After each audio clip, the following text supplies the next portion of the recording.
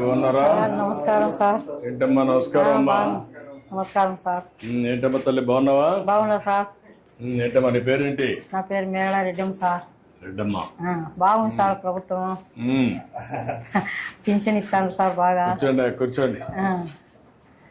ఇంకేంటమ్మా? ఇంకేంటి? రా కూర్చో. పింఛన్ వస్తుంది నీకు?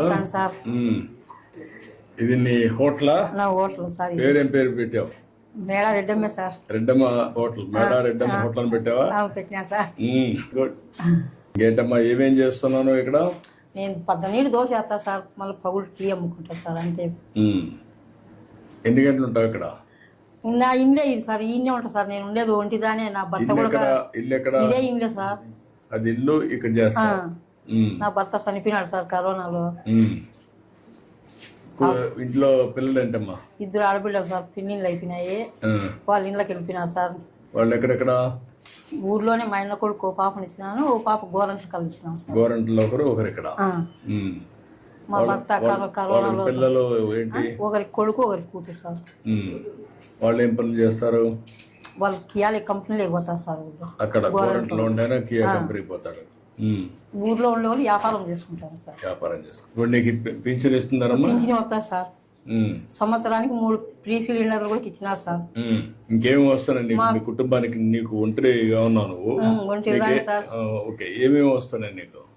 నాకు 3 సిలిండర్లు సంవత్సరానికి వస్తున్నాయి సార్. 3 సిలిండర్లు వస్తాయి. నెల పింఛన్ 4,000 వస్తాను. 4,000 పింఛన్ వస్తా ఉంది.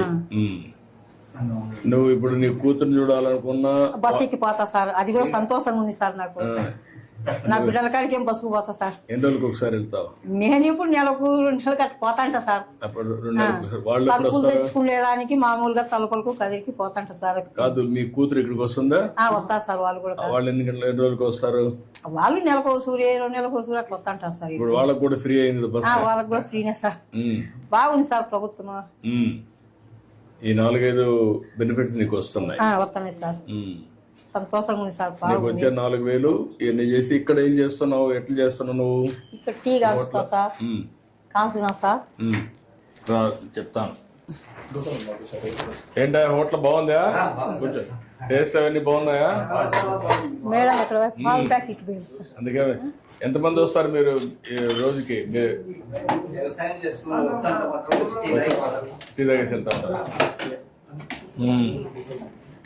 ఏంటమ్మా పెట్టావా? దోసపిండి ఉండదు సార్. దోసపిండి ఉంది.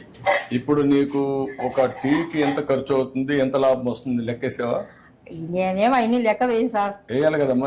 రోజుకి వచ్చి 200 కూలి వస్తుంది సార్. దీంట్లో 200 ఖర్చులు పోయి 30 రోజులు ఉంటుందా? 1-2 రోజులు హాలిడే ఇస్తావా? ఏముండదు సార్, మామూలుగా ఉంటాను నేను. ఇంట్లోనే ఉంటా కదా. చేస్తావు. కాగితం పెడతావా? మంచిగా సార్. చట్నీ అయిపోయింది సార్. పొద్దున్నే వేసేసి అయిపోయింది. ఇది అయిపోయింది చట్నీ. ఓకే. ఈరోజు నాకు చట్నీ లేదంట. ఏంటో ఆయిల్ ఇంతే వేస్తుందా? ఎప్పుడో ఎక్కువ వేసింది ఈరోజు. కాదు, ఆయిలే. మీరు మామూలుగా ఆయిల్ ఎక్కువ తీసుకుంటారా తక్కువ తీసుకుంటారా? ఒకరు ఎక్కువ వేయమంటారు, ఒకరు తక్కువ వేయమంటారు సార్. ఆయిల్ ఒకరు ఉరివే పోయద్దంటారు. ఆరోగ్యం మీద కాన్సన్ట్రేషన్ ఉండేవాళ్ళు తక్కువ ఆయిల్ వేస్తారు. కొంతమంది ఎక్కువ తింటారు సార్. ఎక్కువ తింటారు. నీ లెక్క ప్రకారం ఏది మంచిది? నూనె తక్కువ వాడేది మేలు సార్. నువ్వు అందరికి చెప్తున్నావా? నేనేం చెప్పాను సార్. వాళ్ళు ఎట్లా కావాలంటే అట్లా వేసిస్తంట. చెప్పాలి కదమ్మా. ఇంకోటి ఏమో చూద్దాం. నీకంటే నేను బాగా చేస్తాను చూద్దాం. నువ్వు నాకు సూపర్వైజ్ చేయి.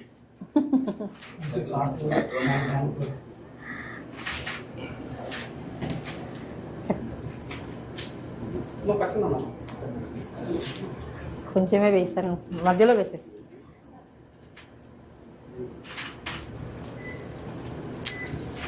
గట్టిగానే సార్, పతలాగా వస్తుంది.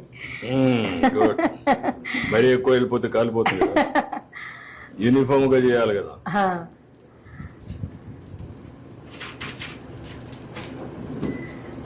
ఇదే కదమ్మా గరిట? Colony sir. కాలుతుంది.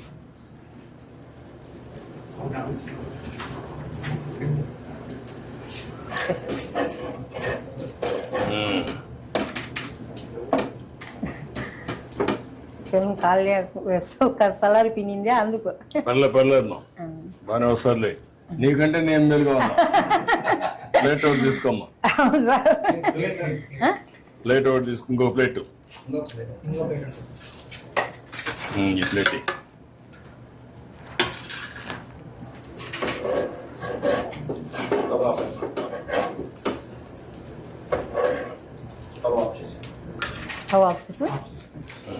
ఆఫ్ చేయి. ఇప్పుడు టీ పెట్టు. పెట్టినా సార్. మెల్లి మెల్లి నువ్వు తీసుకో, మొత్తం తీసుకో. నువ్వు టీ చేస్తా ఉన్నాడు మీకు. బాగుందా? కాదు, ఓకే. కరెక్ట్గా వేడి పెట్టమ్మా. పెట్టినా సార్. మళ్ళీ మగ్గకుండా కరెక్ట్గా వేడి పెట్టు. నువ్వెంత రేషియోలో పెడతావు అంతే పెట్టు. రెడ్డ మట్టి అదిరిపోవాలి. బాగాలేకపోతే మళ్ళీ నేను పట్టుకుంటా. ఏమో చక్కెర ఏమో తక్కువగానే వేసినా సార్, ఎక్కువ వేయలేదు. చక్కెర ఎక్కువ వద్దులేమ్మా. నువ్వు అందరికి కూడా చక్కెర, ఉప్పు, లిమిట్, ఆయిల్ తక్కువై, ఈ 3 తక్కువ వేస్తే వాళ్ళ ఆరోగ్యం బాగుంటుంది. ఉదయం దోశ అయిపోయినాక మళ్ళీ ఎవరు వచ్చినా తక్కువ వస్తారు సార్, పగులు ఉండదు సార్, జనాలు తక్కువ. టీ కూడా రారా? వచ్చేవాళ్ళతో మా ఉదయమే 18 ఎన్ని దోశలు అవుతాయి రోజుకి? సార్ 50-60. 50-60 దోశలు వేసి ఇది. నీకు గ్యాస్ ఎప్పుడు వచ్చిందో, ఎప్పటి నుంచి ఉంది? నాకు ఉంది సార్ 20 ఏళ్ళ నుంచి. అంటే నేను మొదటి ముఖ్యమంత్రి అయినప్పుడు అప్పుడు వచ్చిందా? అప్పుడే సార్, దీపం పథకం కింద ఇచ్చినారు. దీపం కింద వచ్చింది. అదే అప్పుడు దీపం ఒకటి ఇచ్చాను, అప్పుడు గ్యాస్ సిలిండర్లు ఇచ్చాను, స్టవ్లు అవి. ఇప్పుడు ఏంటమ్మా నీకు ఎందుకు అప్పు ఉంది? మా భర్త కరోనాలో డబ్బులు ఖర్చు అయినాయి సార్ దండిగా. ఎంత ఖర్చు పెట్టినప్పుడు? సుమారుగా 5-6 లక్షలు ఖర్చు పెట్టాను సార్. ఇప్పుడు నీకు ఆస్తులు ఏమున్నాయి? ఏం లేవు సార్ ఆస్తులు. భూమి ఏమి లేదా? అన్ని అమ్మేసినారు సార్ ముందే. ఇల్లు సొంత ఇల్లా లేకుంటే అద్దె ఇల్లా? ఇదేమో సొంత ఇల్లే సార్. ఇది సొంత ఇల్లు అనమాట.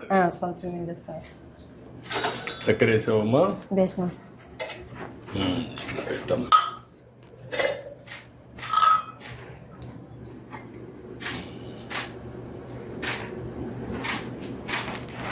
ఇంకా 2 గ్లాసుల్లో కూడా 3 గ్లాసుల్లో కొద్ది అంటే తీసుకోండి, మాట్లాడుకుందాం.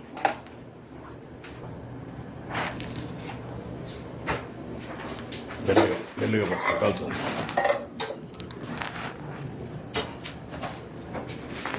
మెల్లిగా కాలుతుంది. రామ్మ ఇట్రా, ఇంకేంటి చెప్పు. ఇప్పుడు నీకు 4,000 వస్తుంది. రమ్మా, పెన్షన్ ఇచ్చేయి.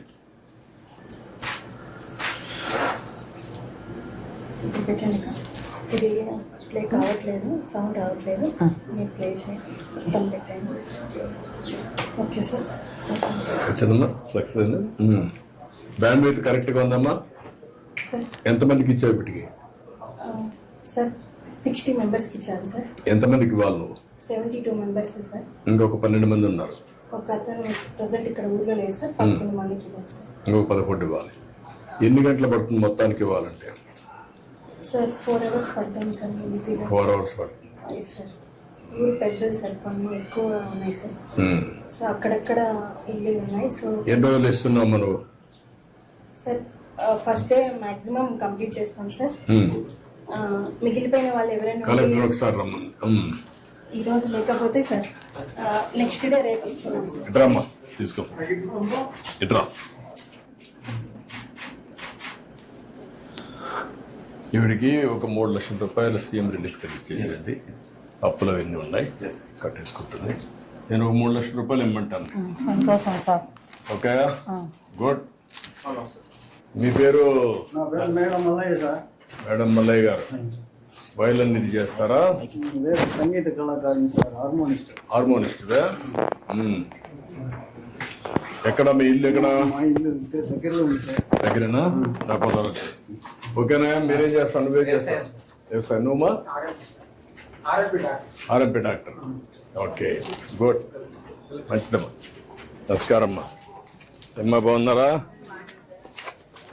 నమస్కారం అమ్మా. నమస్కారం. నమస్తే అమ్మా. వస్తేమా ఇంకేం చెప్పు ఇంత ఎన్ని సంవత్సరాలు పనిచేసావు హార్మోనిస్ట్గా నేను ఇప్పుడు అప్పట్లో 40 సంవత్సరాల నుంచి వాయిస్తాను సార్. 40 ఏళ్ళుగా వాయించావు. ఆహా. తర్వాత పోయిన మన ప్రభుత్వంలో కుటుంబ నియంత్రణ అడ్వర్టైజ్ కూడా చేసింది సార్. కుటుంబ నియంత్రణ అన్ని హరికథలు చెప్పినప్పుడు హరికథ రూపంలో ప్రచారం చేసినప్పుడు. నీకు గుర్తుండే నువ్వు చేసిన మంచి పనుల వల్ల నీకు ఏంటి సాటిస్ఫాక్షన్ ఈ వృత్తిలో? వృత్తిలో ఏం సార్, అప్పుడు ప్రోగ్రాంలకు పోతాను, డ్రామాలకు, హరికథలకు వాయిస్తా, బుర్రకథలకు వాయిస్తా. ఇదేనా ఇల్లు? ఇదే సార్. అప్పట్లో ఇల్లు కట్టించినప్పుడు వేసిన ఫోటో అనేది రాష్ట్ర గృహ నిర్మాణ సంస్థ చేసినప్పుడు అప్పుడు కట్టించాం. మేము ఇచ్చింది లేవరా 17, 18 కట్టించాం. ఇది హార్మోనియం సార్. నేను హార్మోనియం.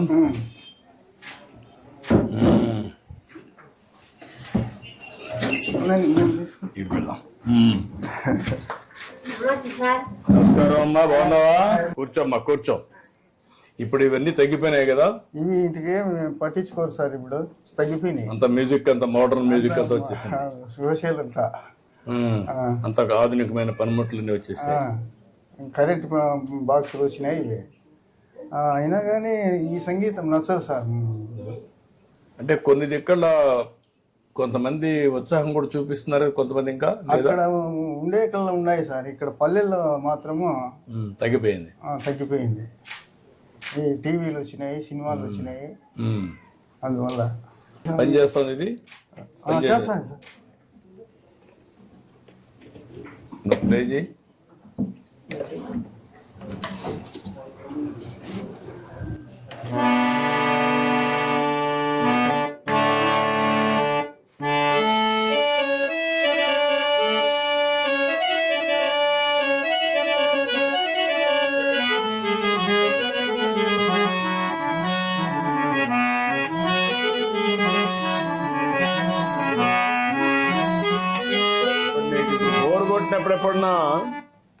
బోర్ కొట్టినప్పుడు ఎప్పుడన్నా హార్మోన్ వాయిస్తావా? వాయించుకుంటా ఉంటా సార్. నాకు అదే కొంచెం ప్రశాంతత కోసం చేస్తా ఉంటావు.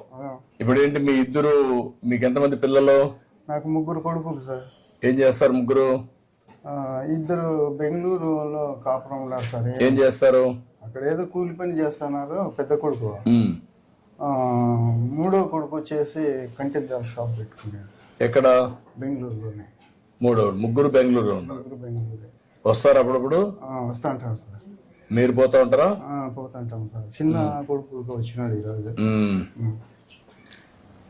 చిన్న కొడుకు ఎక్కడ? రెండో వాడు వచ్చేసి రామా, అది రేషన్ షాపు. ఇక్కడ షాప్ వచ్చిందా? ఈ ఊర్లో వచ్చింది. ఊర్లోనే ఇక్కడే. ఏమ్మా తీసుకో. ఎవరికి ఆయనగా ఇస్తున్నావా? ఏ పెన్షన్ అమ్మా? Artist pension.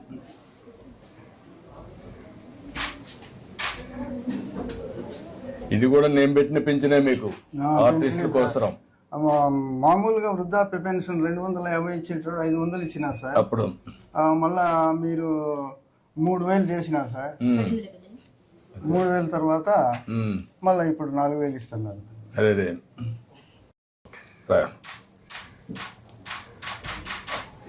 చాలా సంతోషమయ్యా. ఇది ఒక పవిత్రమైన భావంతో ఇస్తున్నాను. అందరినీ పంపించి ఒక రోజులోనే ఇమ్మంటున్నాను. ఇప్పుడు మీ ఇంటి దగ్గర ఇచ్చింది మాకు కంప్యూటర్ లో అమరావతిలో కనపడొస్తుంది. ఈ టైంలో ఇచ్చాం, ఇక్కడ ఈ ప్లేస్ లో ఇచ్చాం అని వస్తుంది అనమాట. ఆ విధంగా వీడు కూడా ఒక మంచి భావంతో పనిచేస్తున్నారు. ఇంత మునుపు మారి కాకుండా ఇప్పుడు బాగా చేస్తున్నారు. వీళ్ళు గౌరవంగా చూస్తున్నారా?